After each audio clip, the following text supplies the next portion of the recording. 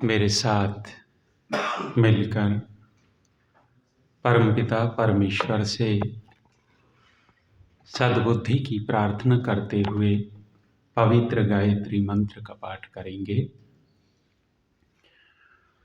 ओम भूर्भुवः स्वः तत्सवितुर्वरेण्यं भर्गो देवस्य धीमहि धियो यो नः प्रचोदयात्। गयस्वानो अमीवः वसुवित्पुष्टिवर्धनः सुमित्रः सोमनो भव सुमित्रः सोमनो भव। ॐ शान्तिः शान्तिः शान्तिः।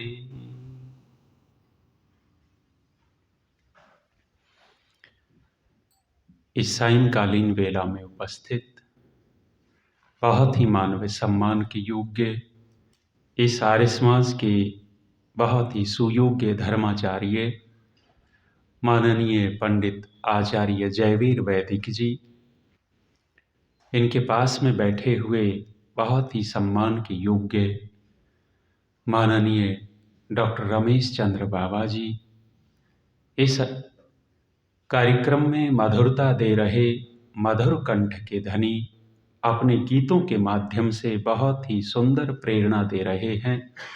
आर्य समाज के बहुत ही सुयोग्य भजनोपदेशक पंडित कल्याण देव वेदी जी, आर्य समाज के बहुत ही सुयोग्य कर्मठ यशस्वी प्रधान। मैं पूरे देश में लगभग घूमता हूँ, जाता हूँ कार्यक्रमों में, लेकिन जितनी गतिविधियां आपके आर्य समाज में है, अन्यत्र मुझे इतनी गतिविधियां नहीं देखने को मिली। सिलाई सेंटर अलग से चलता है, संगीत का अलग से अभ्यास करवाने वाला है, पंचकर्म का अलग से है, अनेक सारे डॉक्टर आकर बैठते हैं, वर्ष में कितने सारे शिविर होते हैं, कार्यक्रम प्रवचन। इतना विशेष आर्य समाज मेरी दृष्टि में अन्यत्र नहीं है, कहीं छिपा हो तो अलग बात। इन सभी कार्यों के प्रति बहुत ही श्रद्धा के योग्य माननीय धर्मवीर बत्रा जी, मंच का संचालन कर रही मान्या बहन कमला जी, पीछे बैठे कोषाध्यक्ष, कोष को संभालने वाले माननीय अश्विनी जी, अन्य सभी गणमान्य महानुभाव, मातृशक्ति, धर्म प्रेमी सज्जनों। व्यक्तिगत सुख से ऊपर होता है सामूहिक सुख। यदि व्यक्तिगत सुख में हम उलझे रहे तो स्वार्थी हो जाते हैं, और जब हम सामूहिक सुख के लिए प्रयत्न करते हैं तो व्यक्ति के अंदर विनम्रता आती है, सरसता आती है, उस व्यक्ति के अंदर आर्द्रता अधिक होती है। व्यक्तिगत सुख के लिए प्रयत्न करना हमें कठोर बना देता है, और सामूहिक सुख के लिए प्रयत्न करना हमें विनम्रता प्रदान करता है।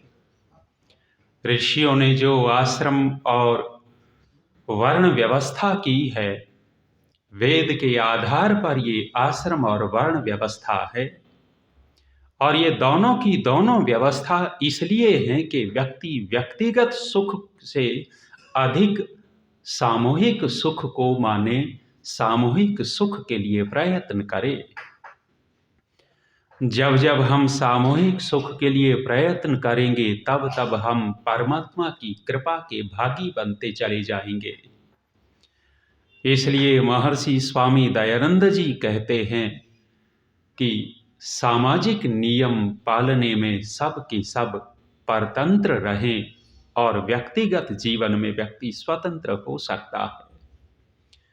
वह सामाजिक सुख की बात विशेष रूप से ऋषि कर रहे हैं। और सज्जनों माताओं, यदि मनुष्य की समस्त समस्याओं का समाधान कहीं है तो केवल और केवल वेद के अंदर समस्त समस्याओं का समाधान अन्यत्र मनुष्य की संपूर्ण समस्याओं का समाधान नहीं मिलने वाला। वेद ने संकेत किया कि हमारा झगड़ा कैसे खत्म होता है, झगड़े की समस्या का समाधान क्या, हम अपने लक्ष्य को प्राप्त कैसे कर सकते हैं, इस समस्या का समाधान क्या हो सकता है, हम अधिक सुरक्षित कैसे बन सकते हैं, हो सकते हैं, इस समस्या का समाधान क्या। प्रत्येक व्यक्ति मान की इच्छा रखता है, प्रसिद्धि की इच्छा रखता है, प्रतिष्ठा की इच्छा रखता है, इसका समाधान क्या। और इस संसार का सार क्या है, संसार का यदि व्यक्ति सार जान लेता है तो पिछली बातों के ऊपर संवेदनशील हो जाएगा। अथर्ववेद का मंत्र महर्षि स्वामी दयानंद जी ने ऋग्वेदादि भाष्य भूमिका और संस्कार विधि में दिया और इन सभी समस्याओं की ओर संकेत करते हुए समाधान दे दिया है। स्वधया परिहिता श्रद्धया परियूढ़ा दीक्षया गुप्ता यज्ञे प्रतिष्ठिता लोको निधनम। इतना सा मात्र मंत्र है और एक एक वाक्य समस्या का समाधान जैसे कर रहा हो। स्वधया परिहिता, व्यक्ति का लड़ाई बखेड़ा कैसे खत्म हो सकता है। परस्पर हमारा विवाद न हो, किसी भी व्यक्ति के प्रति, समाज के प्रति, राष्ट्रों में विवाद न हो, तो इस विवाद न होने का समाधान क्या दिया। वेद कहता है स्वधया परिहिता, जो अपना अधिकार है उस अपने अधिकार को ही अपना कहने लग जाओ, दूसरे के अधिकार को अपना मत कहो, समस्या आधी घट जाएगी, झगड़ा खत्म होता दिखेगा। वर्तमान में ये जो लड़ाई झगड़ा है, वहां लड़ाई झगड़ा किसका अधिकार का अधिक झगड़ा है। अधिकार के लिए व्यक्ति जब दूसरे के स्थान पर या वस्तु पर या संपत्ति पर या विचार पर अपना अधिकार दिखाना चाहता है तो विवाद हो जाते हैं। घर परिवार हो या कोई संस्था हो, यदि हम इस चीज का संवेदनशील होकर के ध्यान रखते हैं, हम दूसरे के अधिकार पर अपना अधिकार नहीं जमाते, उस समय हमारे अंदर परमात्मा की ओर से विशेष प्रेरणाएं आती हैं। ईश्वर की ओर से हमारे अंदर संतुष्टि के भाव पैदा होते हैं। और जब जब हम दूसरे के अधिकार पर, शहरों में और हमने गांवों में भी देखा, शहरों के अंदर जो घर बनते हैं तो गेट चौड़ा रखते हैं। क्यों? क्योंकि गाड़ी अंदर चली जाए।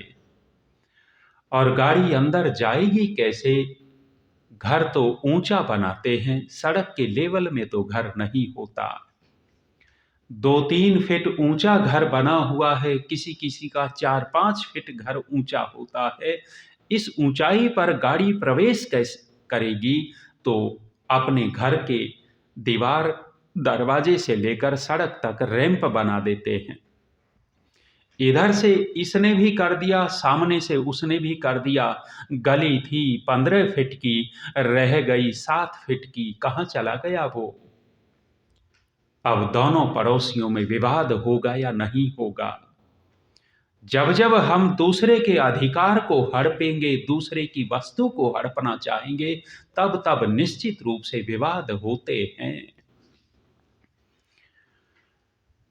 भाई 4-4 बड़े प्रेम से रह लेते हैं, और जब 4 भाई बड़े प्रेम से रहते हैं, विवाह होने के बाद उनके अंदर प्रेम घट क्यों जाता है? उसका कारण क्या है? एक भाई नौकरी कर रहा है और वो जो धन आता है उस धन को परिवार के पालन पोषण में लगाता है। दूसरा भाई खेती बाड़ी देखता है, एक भाई बाहर का काम संभालता है, चौथा भी कुछ करता है, लेकिन नौकरी एक की है। उस एक की नौकरी होते हुए परिवार के लिए समर्पित है, लेकिन बाद में परिणाम क्या निकलता है, उनकी पत्नी उनको कहने लग जाती है कि तूने ही ठेका उठा रखा है, पूरे परिवार का तूने ठेका ले रखा है, कमाता और सारा दे देता है। वहां फिर भाई भाई में कहीं न कहीं एक दूसरे के प्रति टकराव होता है और एक दूसरे के अधिकार को छीनने की इच्छा बनती है। स्वधया परिहिता श्रद्धया परियूढ़ा। वानप्रस्थ की चर्चा को मुझे लेना है इस विषय में। श्रद्धया परियूढ़ा, हे आर्यो, यदि हम अपने ऋषि के वचनों के प्रति श्रद्धावान होते तो हम आश्रम व्यवस्था में बंधे हुए दिखाई देते। आज वर्तमान में सन्यास घटता चला गया, वानप्रस्थ घटता चला गया, कम होता चला गया। आज वर्तमान में सन्यासी कोई कोई बनता है, वानप्रस्थ कोई कोई लेता है। क्यों? क्योंकि ऋषि के वचनों के ऊपर श्रद्धा नहीं है, वेद के वचनों के ऊपर श्रद्धा नहीं है। कौन लक्ष्य को प्राप्त कर सकता है? कहा है श्रद्धया परियूढ़ा।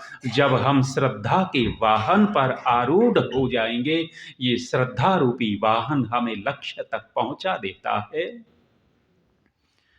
जिस जिस संगठन के अंदर अपने मंतव्यों के प्रति श्रद्धा है, वह संगठन अधिक मजबूत होता चला गया, वह संगठन अधिक विस्तार को प्राप्त होता चला गया।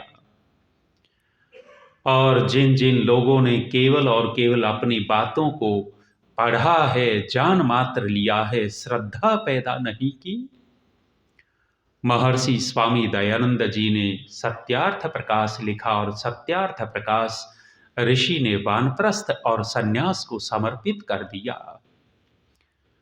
आश्रम व्यवस्था व्यक्तिगत जीवन को सुदृढ़ बनाने वाली व्यवस्था है और वर्ण व्यवस्था सामाजिक व्यवस्था को सुदृढ़ बनाने वाली व्यवस्था है। यदि व्यक्तिगत सुख चाहते हैं तो आश्रम व्यवस्था में बंद करके उसका कर्तव्य निष्ठा पूर्वक करेंगे तो व्यक्तिगत सुख में वृद्धि होगी। लेकिन क्यों नहीं बन रहे? क्योंकि ऋषि के मंतव्यों पर वैसी श्रद्धा हमारी नहीं है। श्रद्धा की आप बात देखेंगे, सामाजिक रूप से अन्य जो संगठन हैं और हमारा जो आर्य समाज रूपी संगठन है, वह दोनों संगठनों में अंतर दिखता है। आप कभी गुरुद्वारे जाएंगे, गुरुद्वारे की सीढ़ियों पर रेलिंग लगी हो ऐसी स्टील की, उस रेलिंग पर धूल नहीं मिलती। वो धूल नित्य प्रति साफ करते हैं, झाड़ते हैं। वो क्यों झाड़ते हैं? उनकी श्रद्धा उनसे झड़वा देती है, उनकी श्रद्धा वहां सफाई करवाती है। मैं एक बड़े नगर के आर्य समाज में गया था, दक्षिण में। जब वहां बड़े नगर के आर्य समाज में गया था, वार्षिक उत्सव 2 दिन का था। मैं बोल रहा था, मेरे सामने इसी तरह की चौकी रखी हुई थी, चौकी के ऊपर रेहल रखी हुई थी, रेहल के ऊपर वेद की पुस्तक रख रखी थी। वेद की पुस्तक क्यों रख रखी थी? केवल और केवल प्रदर्शन के लिए, सुंदरता के लिए, मंच को सजाने के लिए सजावट की चीज बना दी वेद। बोलते बोलते अचानक मेरा हाथ वेद की पुस्तक पर चला गया और वैसे ही मैंने यूं खींच लिया हाथ खींचा तो मेरी उंगलियां धूल से सन गई। किसके ऊपर धूल पड़ी हुई थी? वेद के ऊपर धूल पड़ी हुई थी। हमने वेद पर धूल चढ़ा दी। जो ऋषि कहते हैं कि वेद का पढ़ना पढ़ाना और सुनना सुनाना सब आर्यों का परम धर्म कह गए, परम कर्तव्य कह गए, हम वहां श्रद्धा नहीं रख पाए। और जब जब जिस व्यक्ति की जितने अंशों में श्रद्धा कम होगी, वह व्यक्ति उतने उतने अंश में अपने लक्ष्य से परे रहेगा, दूर रहेगा। वानप्रस्थ के प्रति श्रद्धा हो। आज आप कहेंगे कि जी व्यवस्था वैसी नहीं है। पहले की व्यवस्था और आज की व्यवस्था में अंतर है, हम मानते हैं, लेकिन व्यवस्था बनाई भी तो जा सकती है। महात्मा नारायण स्वामी ने व्यवस्था बनाई थी। ज्वालापुर के अंदर वानप्रस्थ आश्रम की स्थापना की और उस वानप्रस्थ आश्रम की स्थापना इसलिए की थी कि जो लोग वानप्रस्थ लेना चाहते हैं, वानप्रस्थ लेकर घर नहीं रहना चाहते और किसी आश्रम में रहना चाहते हैं, तो उनकी व्यवस्था की थी। वानप्रस्थी का मुख्य कर्तव्य क्या होता है? वानप्रस्थ हमें कब लेना चाहिए? महर्षि दयानंद निर्देश करते हैं, ब्रह्मचर्य आश्रम समाप्य गृही भवेत्, गृही भूत्वा वनी भवेत्, वनी भूत्वा प्रव्रजेत्।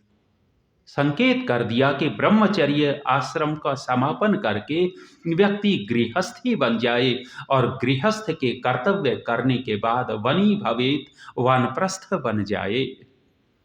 वानप्रस्थ का समय ऋषि लिखते हैं कि जब संतान की संतान हो जाए, हमारे बाल श्वेत होने लग जाएं, त्वचा में ढीलापन आ गया है, अर्थात जवानी ढलने लग गई है, कर्तव्य पूरे कर दिए हैं, कर्तव्य पूरे करने के बाद वानप्रस्थ की योग्यता बनती है। 5 महायज्ञों में ऋषि दयानंद जी ने ब्रह्मचारी के लिए 2 यज्ञों का निर्देश किया, वानप्रस्थ के लिए 5 यज्ञों का निर्देश और गृहस्थ के लिए 5 यज्ञों का निर्देश। सन्यासी के लिए 1 यज्ञ का विधान किया है। गृहस्थी 5 यज्ञों को करे और वानप्रस्थी भी 5 यज्ञों को करे। ब्रह्मचारी के लिए कहा है ब्रह्म यज्ञ और देव यज्ञ, दूसरे यज्ञ ब्रह्मचारी को नहीं करने। और जो सन्यासी हो जाता है, उस सन्यासी को केवल 1 यज्ञ ब्रह्म यज्ञ वो करे, दूसरे यज्ञों की उनको छूट दे दी है। और छूट किस सन्यासी को दी? मात्र लाल वस्त्र धारण करने वाले को नहीं है। जो विरक्त हो चुका है, जिसको वैराग्य हो गया है, संसार के विषयों में उसने आसक्ति को छोड़ दिया है और लोकोपकार में लग गया है, ब्रह्म में विचरण करता है, ऐसे सन्यासी के लिए दूसरे यज्ञों की छूट दी है, लेकिन जिसकी योग्यता नहीं है उसको करना चाहिए।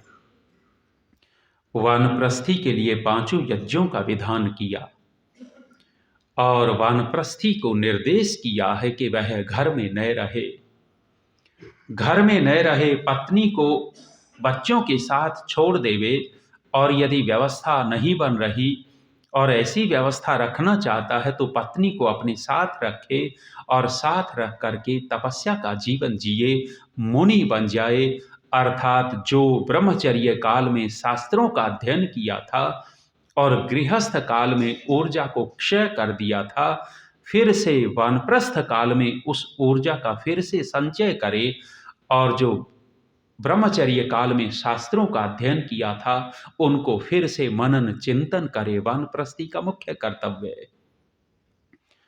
वानप्रस्थी का मुख्य कर्तव्य है स्वाध्याय करना और वानप्रस्थी का मुख्य कर्तव्य है जिस किसी गुरुकुल आश्रम में रहता है वहाँ के बच्चों को पढ़ाना, अध्ययन करवाना। ये वहाँ संकेत विशेष रूप से मिलता है। वानप्रस्थी के लिए भिक्षा का भी विशेष विधान नहीं किया।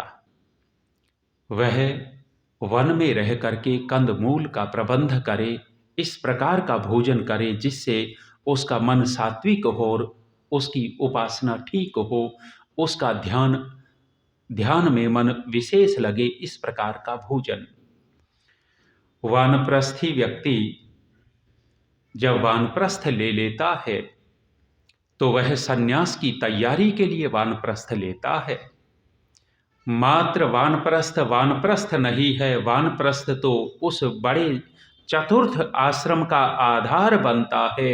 यदि उस चतुर्थ आश्रम के आधार बनाने के लिए व्यक्ति वानप्रस्थ के नियमों का पालन करता है, निश्चित रूप से उसको धीरे धीरे सन्यास की योग्यता बनती है, आत्मा को संतुष्टि मिलती है। श्रद्धया परियूढ़ा। वानप्रस्थ और सन्यास तब हम ले पाएंगे जब ऋषि के और वेद के मंतव्यों के प्रति श्रद्धा हो।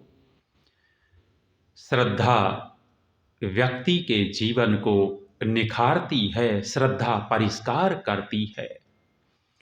और कहा है, दीक्षया गुप्ता हम दक्ष हो जाएं, दीक्षा को प्राप्त कर लेवे। जब जब व्यक्ति जितना जितना दक्ष होगा, निपुण होगा, उतना उतना व्यक्ति रक्षित होता चला जाएगा। जिस विषय में व्यक्ति जितना निपुण है, जितना समर्थ है, उस विषय में व्यक्ति उतना ही सुरक्षित माना जाता है। हमारे यहाँ विद्वान लोग दक्ष होते थे और केवल विद्वान दक्ष नहीं होते थे, हमारे आर्य समाज का सेवक भी दक्ष हो जाता था। और उनकी दक्षता ये काम करती थी कि कभी कोई शास्त्रार्थ होता था तो शास्त्रार्थ में कोई विद्वान नहीं मिलता था, तो हमारे आर्य समाज का सेवक भी शास्त्रार्थ के लिए उद्यत हो जाता था। शास्त्रार्थ की परंपरा हमारे समाज के अंदर विशेष थी। आर्य समाज शास्त्रार्थ के लिए सबसे अधिक प्रसिद्ध था और उन शास्त्रार्थ महारथियों में बहुत सारे नाम लिए जा सकते हैं। बुद्धदेव, विद्यालंकार, स्वामी समर्पणानंद जी इन विषयों में निपुण थे, दक्ष थे। आप देखेंगे उनकी शिक्षा दीक्षा कैसे हुई। गुरुकुल कांगड़ी का उत्सव चल रहा था।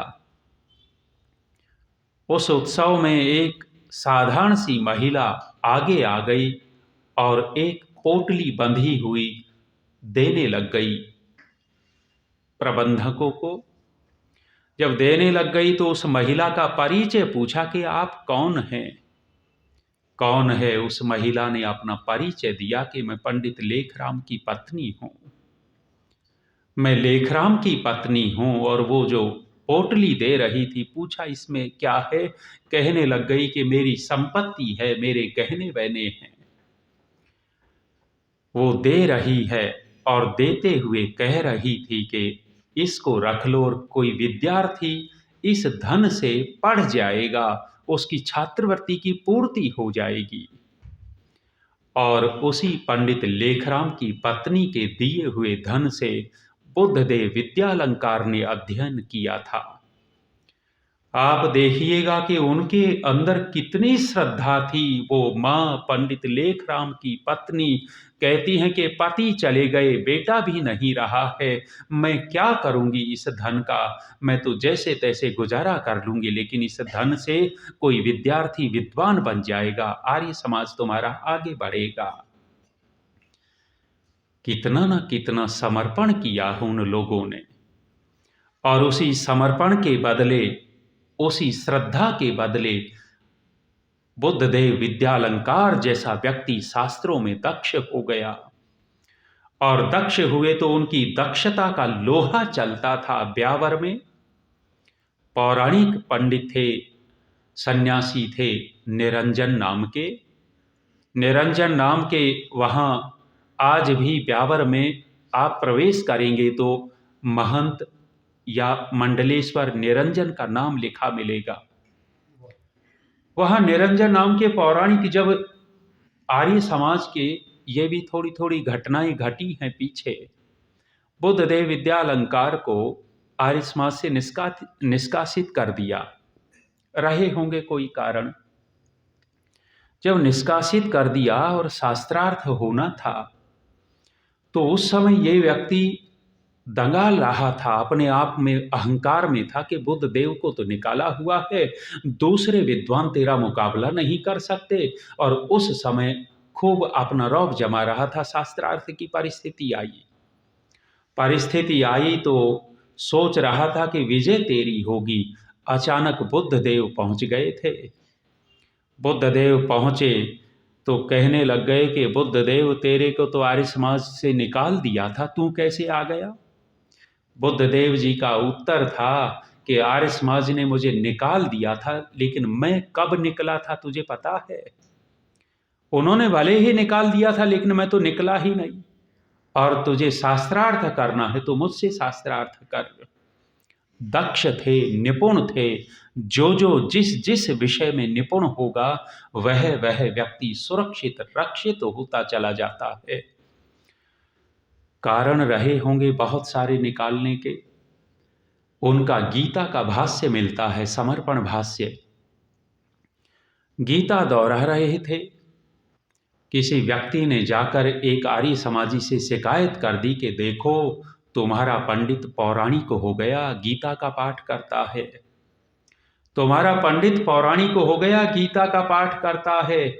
उनके पास जाकर कहने लग गए कि अरे तुम गीता का पाठ करते हो, पौराणिक हो गए। उत्तर दे बैठे, मैं पौराणिक नहीं हुआ, ये तो गीता आर्य समाजी हो गई मेरे पाठ करने से। मैं पौराणिक थोड़ा ही हो गया, मेरा पाठ करने से गीता आर्य समाजी हो गई। उत्तर देना जानते थे, दक्ष थे। जो जो जिस जिस विषय में दक्ष होगा वह वह रक्षित हो जाता है, सुरक्षित हो जाता है। रामचंद्र देहलवी जैसे प्रत्युत्पन्नमति तत्काल उत्तर देने वाले शास्त्रार्थ में निष्णांत थे, दक्ष थे। इसलिए उन महापुरुषों ने आर्य समाज का परचम लहरा दिया था। मौलाना ने कहा था कि रामचंद्र तेरे से शास्त्रार्थ गीदड़ों से हुआ है, आज शेर से मुकाबला होगा। गीदड़ों से शास्त्रार्थ करते रहे होंगे, आज तो शेर तुम्हारे सामने है। तत्काल उत्तर दे दिया, जानवरों से ही मुकाबला था। गीदड़ भी जानवर और शेर भी जानवर, जानवर जानवर तो है ही। मौलाना का छोटा सा मुंह रह गया था। सोचता था कि दबा लूंगा बात कह करके। और अनेक प्रसंग उनके जीवन के आते हैं। कहते हैं कि ईसाइयों से जब शास्त्रार्थ हो रहा था तो किसी ने आकर कहा, कहने लग गए कि तुम गाय को माता मानते हो? हाँ, गाय को माँ मानते हैं। गाय तुम्हारी माँ तो बैल तुम्हारा बाप हुआ? हाँ, हमारा बाप हुआ। संकेत कर दिया कि देखो तुम्हारा बाप शौच खा रहा, कोई बैल गंदगी खा रहा था। गंदगी जब खा रहा था और कह दिया कि तुम्हारा बाप देखो गंदगी खा रहा है बैल। रामचंद्र देहलवी जी ने तत्काल उत्तर दिया कि हमारा बाप ईसाई हो गया इसलिए गंदगी खा रहा है। ईसाई का भी छोटा सा मुंह रह गया। दबाना चाहते हैं, प्रत्युत्पन्न मति थे वे लोग, तत्काल उनको उत्तर देते थे। निष्णांत थे, दक्ष थे। जो जो जिस जिस विषय में दक्ष होगा वह वह व्यक्ति उतना उतना सुरक्षित होगा। हमारे विद्वान विद्या के प्रति समर्पित थे। हम आर्य समाज के व्यक्ति अधिक बैठे हैं, इसलिए थोड़ा सा संकेत कर देता हूं, बोल देता हूं। आज मेरी दृष्टि में एकाध व्यक्ति को छोड़कर विद्या के प्रति समर्पण नहीं दिखाई देता। हमारे आर्य समाज के विद्वान विद्या के प्रति समर्पित थे। आज एकाध को छोड़कर के विद्या के प्रति समर्पित नहीं है। मेरे जैसा व्यक्ति भी कुछ पढ़ करके ये व्याख्यान देने लग गया, आप जैसे लोग बुलाने लग गए और वो चल रहा है ढर्रा। थोड़ा सा दर्शन किसी ने पढ़ लिया, थोड़ा सा व्याकरण किसी ने पढ़ लिया, थोड़ा सा स्वाध्याय कर लिया, बोलना आ गया तो इतने मात्र से जीवन कट जाता है। डॉक्टर धर्मवीर जी कहा करते थे कि आर्य समाज के तो ऐसे ऐसे उपदेशक हैं जिन्होंने केवल और केवल एक व्याख्यान से अपनी आजीविका चला ली। एक ही व्याख्यान आता था, उस व्याख्यान को यहाँ पंचकुला सेक्टर 9 में बोल दिया, फिर दूसरी जगह बुलाया वहाँ बोल दिया, तीसरी जगह बुलाया वहाँ बोल दिया। 2 साल के बाद फिर सेक्टर 9 में आना हो गया, श्रोता भूल गए थे, फिर उसको बोल दिया। एक ही व्याख्यान से जीवन काट गए। विद्या के प्रति समर्पण होता था। और हमारे भगवत दत्त रिसर्च स्कॉलर जैसे विद्या के प्रति समर्पित हमारे उस समय के अनेकों विद्वान यदि हम उठा उठा करके देखेंगे, स्वामी वेदानंद तीर्थ जैसे, दयानंद तीर्थ जैसे बहुत सारे विद्वान मिलेंगे। और उसी श्रृंखला में पंडित युधिष्ठिर मीमांसक जैसे भी विद्या के प्रति समर्पित थे। लेकिन पंडित युधिष्ठिर मीमांसक के प्रति आर्य समाज के लोगों ने कुछ अलग भ्रांतियां ले ली थी। पंडित युधिष्ठिर मीमांसक को इस तरह देखने लग गए थे कि ये तो दयानंद विरोधी है। वो विरोधी नहीं थे, उनकी मानसिकता को पकड़ा नहीं, समझा नहीं। उन्होंने पुस्तक लिखी है मेरी दृष्टि में स्वामी दयानंद और उनके कार्य। जब उस पुस्तक को पढ़ेंगे तो पता लगेगा कि वह व्यक्ति ऋषि के प्रति कितना श्रद्धावान था और जीवन भर ऋषि के ग्रंथों पर काम करते रहे। विद्या के प्रति समर्पण था। आज वर्तमान में समर्पण कम दिखाई देता है, इसलिए हम घटते जा रहे हैं। कल भी मैंने संकेत किया था, यदि रक्षा होगी तो आर्यों केवल और केवल गुरुकुलों से रक्षा होगी। आज वर्तमान में आर्य समाज के संगठन गुरुकुलों के प्रति संवेदनशील हो जाएं और इनको बढ़ाना आरंभ कर देवे, इनका सहयोग विशेष करें, इनको जो चला रहे हैं उन विद्वानों का उत्साह बढ़ाने लग जाएं, निश्चित रूप से आर्य समाज बढ़ता चला जाएगा। दो चीज़ों से, दो संगठनों से, एक संगठन और दूसरा गुरुकुल, एक आर्यवीर दल और दूसरे गुरुकुल, ये आर्य समाज के बहुत बड़े आधार हैं। दीक्षया गुप्ता, यदि हम रक्षित होना चाहते हैं तो वो दक्ष होते चले जाएं। जिस जिस विषय में व्यक्ति जितना जितना दक्ष होगा, आज भाषण प्रतियोगिता थी बच्चों की, थोड़ी देर के लिए मैं भी आकर के बैठा था। बड़ा प्रभावित हुआ कि बच्चों ने कितनी मेहनत कर रखी थी और जो जो बच्चे अपने उस व्याख्यान को दक्ष होकर के आए थे, व्याख्यान को पूरी तरह समझ करके आए, वे बच्चे निर्भीक होकर बोल रहे थे और जो जो बच्चे पूरी तरह दक्ष नहीं थे वे कहीं कहीं अटकते थे, कहीं कहीं उनके अंदर संकोच के भाव दिखाई देते थे। हम रक्षित होना चाहते हैं तो प्रत्येक विषय में, जिस जिस विषय में रक्षा चाहते हैं, दक्ष हो जाएं। वानप्रस्थ पर इसलिए नहीं बोल रहा, नहीं तो आपको वानप्रस्थ लेना है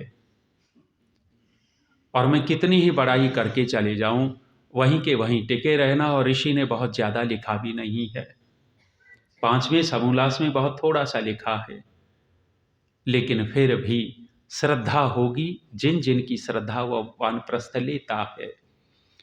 हम प्रतिष्ठा चाहते हैं, हम कीर्ति प्रसिद्धि चाहते हैं। प्रसिद्धि कैसे होगी?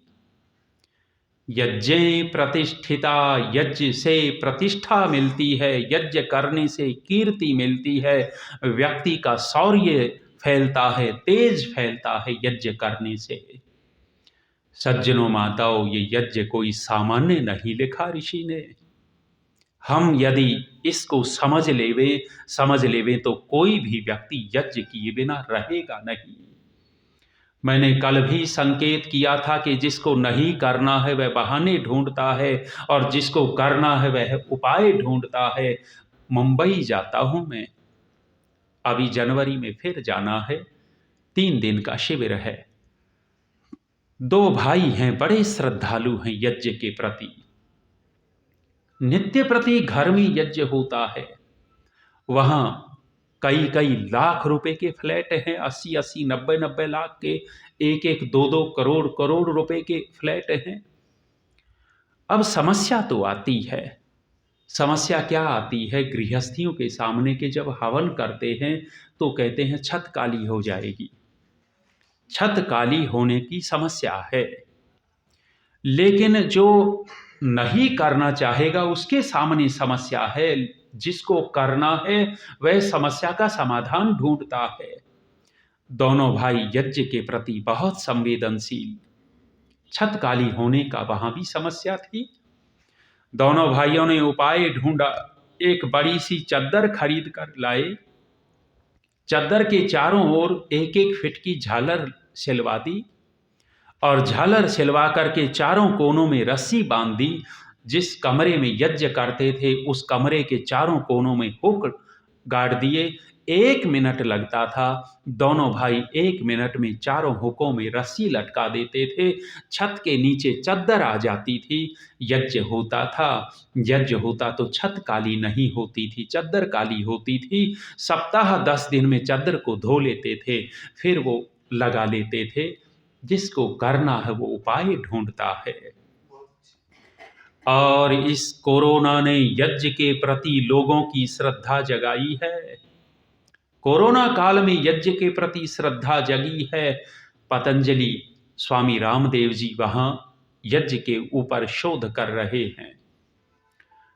शोध कर रहे हैं, व्यापार भी उनका साथ साथ है, लेकिन शोध जो है वो विशेष है। एक ही रोग के लगभग 50 रोगी इकट्ठा किए। एक ही रोग के 50 रोगी इकट्ठा किए, उनके 2 दल बना दिए, 25 रोगी एक और 25 रोगी एक और। दोनों दलों की दिनचर्या बिल्कुल सेम, एक जैसी दिनचर्या में कोई परिवर्तन नहीं। दोनों की चिकित्सा बिल्कुल एक जैसी, दोनों को जो चिकित्सा औषधियां दी जाती हैं वो बराबर दी जाती हैं। दोनों को जो आसन प्राणायाम करवाने हैं वो बराबर चलते थे, लेकिन दोनों दलों में एक अंतर कर दिया था। एक दल में हवन होता था और दूसरे दल में हवन नहीं होता था। एक समूह में हवन, दूसरे में हवन नहीं होता था। उसका जब 20 दिन तक परीक्षण किया तो परीक्षण में ये आया कि जिस दल में हवन नहीं होता था वे रोगी ठीक तो हो रहे थे, लेकिन ठीक होने की गति कम थी, और जिस दल में हवन हो रहा था ठीक होने की उनकी गति बहुत तेज थी, तेजी से रिकवरी हो रही थी। हवन प्रभावित करता है, हवन रोगों की दवा है।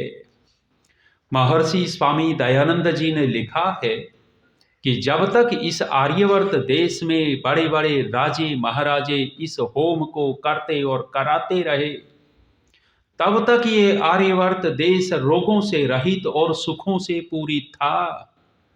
यज्ञ करने से रोग दूर होते हैं और सुख मिलते हैं। ऋषि फिर कहते हैं आगे, यदि आज भी ऐसा होने लग जाए तो रोग कम और सुख बढ़ते चले जाएंगे। 2 चीजें इससे देख ली हैं, लेकिन हवन करें कैसे, कौन सा हवन? श्री कृष्ण से अर्जुन ने पूछा कि मुझे यज्ञ के विषय में उपदेश करो। यज्ञ के विषय में उपदेश करो तो श्री कृष्ण ने कहा कि अर्जुन 3 प्रकार का यज्ञ होता है। एक सात्विक यज्ञ होता है, दूसरा राजसिक होता है, तीसरा तामसिक यज्ञ होता है। इन तीनों में अंतर क्या है? कहते हैं कि व्यक्ति जब मन में दूसरे की हानि की भावना करके ये कर्म करता है तो उसको तमोगुणी यज्ञ कहा है। और जिस यज्ञ में पदार्थ ठीक नहीं डलते, मांस आदि डालने लग गए थे, उसको तमोगुणी यज्ञ कहा है। और जब व्यक्ति केवल और केवल अपनी प्रसिद्धि, अपनी केवल कामना की पूर्ति के लिए यज्ञ करता है तो उसको राजसिक यज्ञ कहा है। और जब व्यक्ति लोकोपकार के लिए यज्ञ करता है तो उसको सात्विक यज्ञ कहा। और कहते हैं, विधिहीनम असृष्टान्नम मंत्र रहितम अदक्षिणम श्रद्धाविरहितम तामसम यज्ञम प्रचक्षते। कहा कि जो यज्ञ विधि पूर्वक न किया कराया जा रहा हो वह यज्ञ तामसिक हो जाता है, वह यज्ञ यजमान को सुखद परिणाम नहीं देने वाला। यज्ञ किया जाए तो विधि पूर्वक किया जाए। और आप तुलना करिएगा आर्य समाज के विद्वानों की, पुरोहितों की, पंडितों की, जो दूसरे जगह पौराणिक पंडित पुरोहित हैं और आर्य समाज का जो पंडित पुरोहित है, दोनों में बहुत बड़ा अंतर मिलेगा। आर्य समाज का पंडित पुरोहित विधि पूर्वक यज्ञ करवाएगा, लेकिन उनके वहां विशेष विधि नहीं है। और महर्षि स्वामी दयानंद जी ने विधि बता दी है। विधि क्या? ऋषि दयानंद ने संस्कार विधि में हम स्तुति प्रार्थना उपासना कब करें, आचमन अंग स्पर्श कब करें, हम 4 आहुतियों का आदान कब करें, हम जल प्रसेचन कब करें, एक एक विधि ऋषि ने यज्ञ की संकेत कर दी है। विधि पूर्वक किया गया यज्ञ यजमान के लिए कल्याणकारी हो जाता है। दूसरा कहा है अश्रेष्टान्नम, यदि यज्ञ में श्रेष्ठ घी सामग्री नहीं डलता तो तामसिक यज्ञ हो जाता है और वह यज्ञ भी यजमान को सुख नहीं देगा, उसका परिणाम विशेष नहीं निकलेगा। आर्य समाजों में यज्ञ होता है, लेकिन यज्ञ को बिगाड़ बहुत दिया। जो घी डलता है उस घी का परीक्षण करिएगा कभी। जो लोग आर्य समाज में श्रद्धालु हैं वे बहुत अच्छा घी ढूंढ करके लाते हैं, लेकिन कभी कभी आर्य समाज के घी का परीक्षण कर लेना। दिल्ली के एक आर्य समाज में था तो बताया एक व्यक्ति ने कि जी यहाँ रोजाना यज्ञ करते हैं नित्य प्रति यज्ञ होता है, लेकिन 270 रुपए किलो घी लाते हैं, उससे यज्ञ करते हैं। आज कहीं 250 पौने 300 रुपए किलो घी मिल जाएगा। चर्बी तो मिल सकती है, कुछ ज्वलनशील पदार्थ तो मिल सकता है, लेकिन घी नहीं मिल सकता। और यदि शुद्ध घी लेना चाहेंगे आप, घी का आप गणित निकाल कर देखिएगा। 1 किलो घी निकालना चाहोगे तो कम से कम 18-20 लीटर दूध चाहिए 1 किलो घी के लिए। 1 किलो घी 18-20 लीटर दूध जमाएंगे, उस दूध से मथेंगे, मथ करके घी निकालेंगे, वह वास्तव में घी है। और अब कीमत निकालिएगा, 18-20 लीटर दूध कितने रुपए का? यदि 50 रुपए प्रति लीटर भी मानेंगे तो 20 लीटर दूध ही 1000 रुपए का हो गया। 1000 रुपए का दूध है, और उसमें से जो प्रोसेस बनता है, प्रक्रिया बनती है घी निकालने की, आ जाएगा कहीं से 250-300 रुपए किलो घी आज वर्तमान में? नहीं आ सकता। हम अपने मन को बहला लेते हैं डिब्बा बंद घी ला करके। करने वाले उपाय खोजते हैं और न करने वाले बहाने ढूंढा करते हैं कि जी कहां से लाएं, मिलता तो यही है ना। मिलता है शुद्ध घी, यदि पुरुषार्थ करेंगे। बहुत सारी गौशालाएं हैं जो बना रही हैं, बहुत सारे गांवों में भी घी मिलता है, मेहनत करने वाले की बात है। यदि श्रेष्ठ घी और सामग्री हवन में नहीं डाला जा रहा तो उसको तमोगुणी कह दिया है। सामग्री में क्या क्या हो, आज ही मैं सुबह सुबह लिस्ट बना रहा था जो हमारा यज्ञ होना है। 21 मन घी से हवन होगा। हमारे डॉक्टर रमेश बाबा जी बैठे, योगेंद्र क्वात्रा जी हैं, प्रधान जी से भी बात हुई। उस यज्ञ के लिए आप लोग लगनशील हैं, मुझे उत्साह मिल रहा है आपके यहाँ आकर। जब कोई व्यक्ति अच्छा काम करता है और उसके पीछे खड़े हुए दिखाई दे तो निश्चिंतता सी हो जाती है। 21 मन घी, लगभग 1000 किलो घी प्रयोग होना है। वैसे 21 मन में 840 किलो बनता है, लेकिन मेरा टारगेट लगभग 1000 किलो का है। वहाँ संख्या की दृष्टि से 21 मन मैंने लिखवा दिया है। खर्चा है बहुत। मैं लिस्ट बना रहा था जो जो सामग्री में चीजें डलनी हैं। लगभग 45 वस्तुएं लिस्ट में आ गई हैं और वो सारी चीजें खरीदी जाएंगी। लगभग 70 किलो लौंग डलेगी, लगभग 100 किलो गोला डलेगा, लगभग 25 किलो छोहारे डलेंगे, लगभग 40 किलो बादाम खरीदेंगे, लगभग 5 किलो जायफल होगा, जावित्री होगी, छलीरा होगा, सुगंध वाला होगी, सुगंध कोकिला होगी, उसमें इलायची होगी। लगभग 45 प्रकार की वस्तुएं डलेंगी। उस सामग्री को जब पीछे लोग गए थे, अक्टूबर 2021 में हमने हवन किया था, उस सामग्री को जब लोगों ने हाथ में पकड़ा तो अद्भुत लग रही थी उनको। कुछ लोगों की कामना थी कि आचार्य जी हमें थैली में बांध बांध करके दे देवें, लेकिन इतनी कहाँ से लाते हम। यज्ञ के लिए प्रयोग किया। जहां श्रेष्ठ घी सामग्री नहीं डलता वह यज्ञ परिणाम सुखद नहीं देता। अतिथिम इव दुवस्यत, हवन करते हुए समिधा का आधान करते हैं और आधान करते हुए मंत्र पढ़ते हैं, और उस मंत्रांश में कहा है अतिथिम इव दुवस्यत, इस यज्ञ को अतिथि के तुल्य मान करके सेवन करो। जब घर में अतिथि आ जाता है, अतिथि आता है तो हमारे घर की साफ सफाई विशेष हो जाती है। अतिथि घर में आता है तो हमारे वहाँ बिस्तरे की बेड सीट बदल जाती है। अतिथि आता है तो सोफे की भी सफाई होती है। अतिथि आता है तो बर्तनों की भी विशेष सफाई होती है। अतिथि आता है तो भोजन भी विशेष होता है। अच्छा, जब गृहिणी भोजन विशेष बनाने लग गई, और हरियाणा में तो हलवा खिलाते हैं, हलवा बनाने लग गई है गृहिणी, अतिथि आ गया। और अतिथि भी कौन? हरियाणा में विशेष अतिथि किसको मानते हैं? मास्टर कपूर सिंह जी बैठे हैं, बटेऊ को बड़ा अतिथि मानते हैं।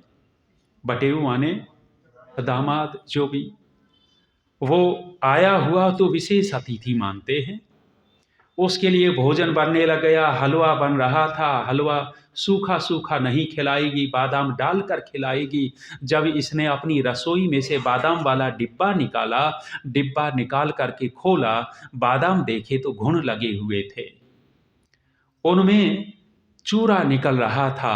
घुन लगे हुए बादाम देखे तो वापस रख दिए। अपने अतिथि के हलवे में कोई डालती है घुन लगे हुए? कोई नहीं डालती। अच्छे बादाम डालती है। अच्छे बादाम वाला हलवा अतिथि को खिलाया, और ये छेद वाले बादाम कहाँ जाएंगे? छेद वाले बादाम आर्य समाज की यशशाला में आ जाएंगे, और दिखा दिखा करके डालेंगे कि बादाम लाए हैं, सबकी प्लेट में 5-5 रखेंगे। छेद वाले बादाम वो डालेंगे, वो यज्ञ नहीं रह जाता।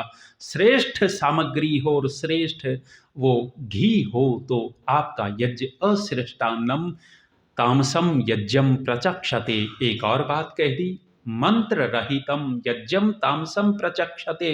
जिस यज्ञ को करते हुए मंत्र नहीं बोले जा रहे हों वह यज्ञ भी तामसिक यज्ञ हो जाता है। वह यज्ञ यजमान को सुख नहीं देने वाला। हमारे ऋषियों ने और विद्वानों ने प्रकरण के अनुसार वेद के मंत्रों का विनियोग किया।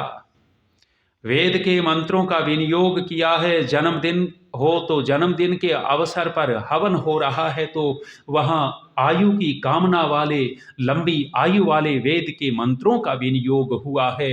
वैवाहिक वर्षगांठ पर हवन हो रहा है तो दोनों का सामंजस्य अधिक से अधिक रहे, दोनों अधिक से अधिक प्रेम से रहें, उन मंत्रों का चयन करके आहुति दी जाती है। विवाह के प्रसंग में अलग मंत्र हैं। जब पुत्रेष्टि यज्ञ होता है तो वहां संतान कामना वाले मंत्रों का विनियोग कर दिया। प्रकरण के अनुसार मंत्रों का विनियोग ऋषियों ने, विद्वानों ने किया है। और यदि हम प्रकरण के अनुसार मंत्र नहीं बोल रहे या बिना मंत्रों के कुछ और बोल करके आहुति दे रहे हैं तो यज्ञ नहीं रह जाता। हमारे परोपकारिणी सभा के उस समय के मंत्री बता रहे थे, कह रहे थे कि एक हवन में बैठा था और पौराणिक पंडित जल्दी जल्दी बोल दे और स्वाहा। जब ध्यान से सुना उसकी जल्दी जल्दी बोलने वाले बातों को तो पता लगा कि आसपास के 5-6 गांवों के नाम स्पीड से बोल दे और स्वाहा। 5-6 गांवों के नाम लेवे और स्वाहा। ध्यान दे लिया कि अरे तू तो गांव के नाम लेकर के आहुति डलवा रहा है। पंडित ने हाथ दबाया और कहा कि पोल मत खोलना, जो दक्षिणा मिलेगी आधी तेरे को दे दूंगा, लेकिन चुप बैठा रहे। वे लोग कर सकते हैं, हमारे आर्य समाज का व्यक्ति कभी ऐसे नहीं कर सकता। वे बहका सकते हैं।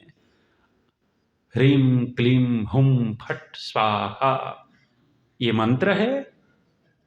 कुछ अर्थ तो निकले, इसका कोई मंत्र नहीं है, लेकिन इससे आहुति डलवाई जा रही है।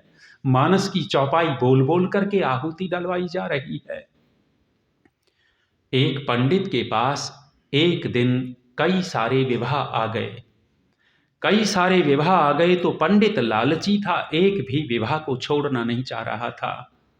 हम अपने पंडित को लालची नहीं कह रहे।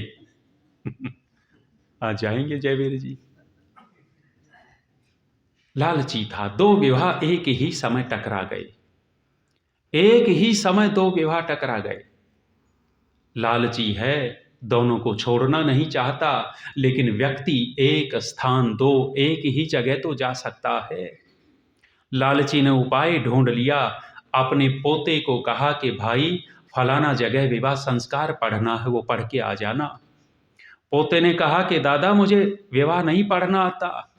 अरे इसमें कौन सी बड़ी बात है, अलमारी में पुस्तक रखी है, पुस्तक उठाना, देख करके पढ़ देना, हो जाएगा। पोते ने पुस्तक उठाई, विवाह संस्कार में गया, विवाह संस्कार पूरा करवा दिया। उसको पता था कुछ चक्कर वक्कर लगवाने होते हैं, सारा सब कुछ करवा करके एक तरफ बैठा था। किसी आर्य समाज के व्यक्ति ने उसकी पुस्तक उठाकर खोल करके देख ली। खोल करके देखी तो देखा अंत्येष्टि संस्कार की पुस्तक। अंत्येष्टि संस्कार के मंत्रों से क्या करवा दिया? विवाह संस्कार करवा दिया। अब उनका बसेगा या उजड़ेगा उसको तो कोई लेना देना है नहीं। चयन किन मंत्रों का, ऋषि कहते हैं प्रकरण के अनुसार मंत्र हो तो वह यज्ञ यज्ञ हो जाता है, सात्विक यज्ञ हो जाता है। सामान्य बातें नहीं कही जा रही और यज्ञ को सफल करने के लिए निर्देश दे दिया। श्रद्धा विरहितम यज्ञम तामसम प्रचक्षते, बिना श्रद्धा के किया गया यज्ञ भी तमोगुणी यज्ञ है। हमारी श्रद्धा दिखाई देगी यजमान के वस्त्रों में, हमारी श्रद्धा दिखाई देगी यजमान के पात्रों में, हमारी श्रद्धा दिखाई देगी यजमान के आसनों में, श्रद्धा दिखाई देगी वो समिधा चयन करने में, श्रद्धा दिखाई देगी उसके साकल्य में, श्रद्धा दिखाई देगी उसकी आहुति डालने के तरीके में। एक एक चीज श्रद्धा दिखा देती है। हमारे कक्कड़ जी बैठे हैं, श्रद्धा है इसलिए घर में यज्ञशाला है। पीछे मैं गया तो घर में यज्ञशाला श्रद्धालु व्यक्ति ही बनवाएगा, अन्यथा इन चीजों को तो बहुत गौण कर दिया जाता है। श्रद्धा यज्ञ को यज्ञ बना देती है और बिना श्रद्धा के किया गया यज्ञ यज्ञ नहीं होता है। भुज में एक स्थान है भुजोड़ी। भुजोड़ी में एक आचार्य जी रहते थे। हम वहाँ भुज का परिभ्रमण करने के लिए गए हुए थे तो उनके पास भी चले गए। सुबह सुबह गए तो कहने लग गए कि हवन कर लेते हैं, हवन कर लेते हैं। वहाँ कोई हवन कुंड नहीं था, किसी धातु का ही हवन कुंड होता, लेकिन वो भी नहीं था, न किसी ईंटों से बना हुआ था। राख का ढेर था, राख के ढेर में उसने छोटा सा गड्ढा किया और गड्ढा करके बैठ गए। आचमन करने के पात्र ऐसे थे जैसे महीनों से धोया नहीं गया हो। ऐसे पात्रों में जल लेकर के व्यक्ति आचमन नहीं कर सकता। यदि यज्ञ के प्रति विशेष श्रद्धा होती तो ये चीजें दिखाई नहीं देती। श्रद्धा यज्ञ करवाती है, बिना श्रद्धा के यज्ञ नहीं होता। अंतिम बात कहा अदक्षिणः यज्ञम तामसम प्रचक्षते।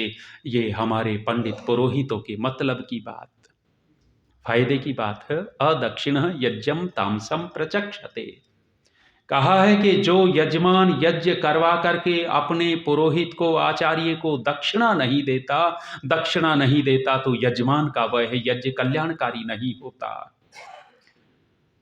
अनेक सारे आर्य समाजी हमने देखे, नाराज मत होना। आर्य समाजी ने हवन करवाया और कहते ये दक्षिणा नहीं लेते, ये तो हवन कर देते हैं। दक्षिणा नहीं देगा, ये तो हवन कर देते हैं। अरे यदि अपना भला चाहते हो, यज्ञ करवा करके यज्ञ का पूरा लाभ लेना चाहते हो, जैसी श्रद्धा हो, वहाँ ये नहीं कि हम बहुत ज़्यादा, जितनी श्रद्धा है यज्ञ यज्ञ हो जाता है। यज्ञे प्रतिष्ठिता, हम यदि प्रसिद्धि चाहते हैं, यश चाहते हैं, कीर्ति चाहते हैं, परमात्मा सात्विक कीर्ति फैलाएगा यज्ञ करने वाले की। और अंतिम कहा लोको निधनम, यह संसार मरण धर्मा है। क्यों इसमें फंसे रहते हो? पहले 4 काम कर लो। स्वधया परिहिता, श्रद्धया परियूढ़ा, दीक्षया गुप्ता, यज्ञे प्रतिष्ठिता। यदि चारों काम कर लिए तो निश्चित रूप से ये मरण धर्म संसार हमें सुख देगा, आनंद देगा, प्रगति देगा। सज्जनों माताओं, व्यक्तिगत सुख सर्वोपरि नहीं होना चाहिए। सामूहिक सुख यदि हम सर्वोपरि रखेंगे तो सामूहिक सुख ही वास्तव में सुख है। उसी सुख के लिए ऋषियों ने वर्ण आश्रम की व्यवस्था की। मैंने वानप्रस्थ पर बहुत कम बोला है और दूसरी चीज़ें लेकर के मैंने समय काट दिया है आज, और फिर भी आप लोगों ने बड़े धैर्य से सुना है।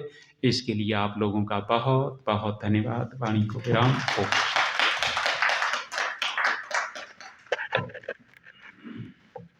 श्रद्धेय आचार्य सोमदेव जी ने